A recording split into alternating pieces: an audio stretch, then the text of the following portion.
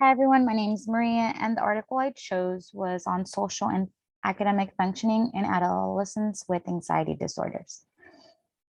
So some of the types of anxiety disorders are panic disorders, specific phobias, generalized anxiety disorder, and social anxiety disorder. In the article, there is only two that were mentioned, which was generalized anxiety disorder and social phobias. So the main points that the article covered was that the age range was from 10 to 19-year-olds. And there was 19 total studies that were discussed within the article. And the studies that were excluded in the article were those that pertained subclinical anxiety and those that examined specific sample of anxiety disorder in youth. The main aim of the systematic review was to examine the problems in social and academic functioning within adolescents that have anxiety disorder. So the study characteristics, out of the 19 studies, 16 were regarding social functioning on adolescents. However, 8 provided academic functioning and 5 of them reported both social and academic performance. 9 studies included social phobias, which was 47%, and anxiety disorder was the highest for all the studies, which was 60%.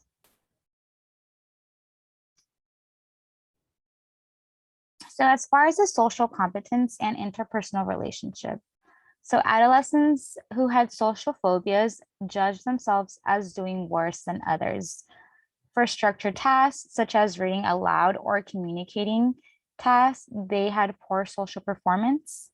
Studies demonstrated that those adolescents who had anxiety disorders had more interpersonal problems, whether it was with their friends, school relationships, or even romantic relationships. Adolescents with anxiety disorder, on the other hand, had no one to depend on, and they also experienced conflict within their peers when they were communicating. Those adolescents with social phobias had higher levels of loneliness.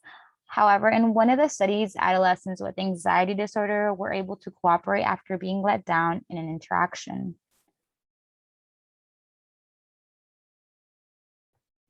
Victimization and social acceptance. So those adolescents with social phobias are 8 times more likely to have been bullied in a school setting.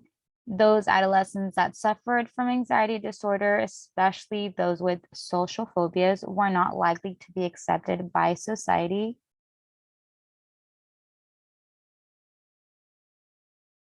And as far as their academic functioning, so refusing to go to school was 3 times more likely to occur with an adolescent that had anxiety disorder than children.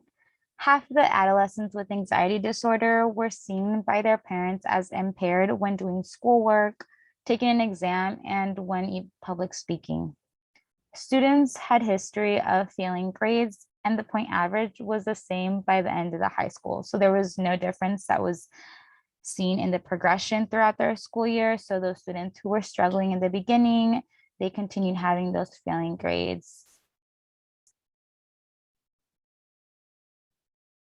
So for the school transition, so other studies implied that by the age of 21, students who had anxiety disorder were less likely to attend a university compared to the students that were less anxious and did not have anxiety disorder.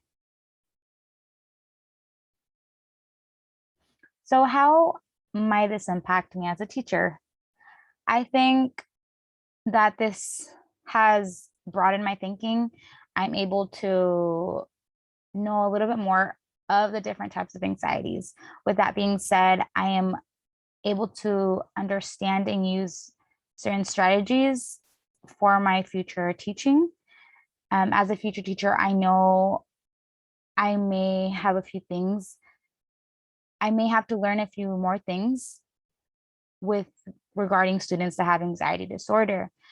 Knowing that that is a difference in students, I feel like other than anxiety disorder, there's other differences. This can be other mental illnesses.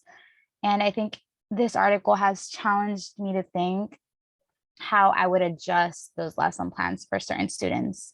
That way they can get the same education as the rest of their peers.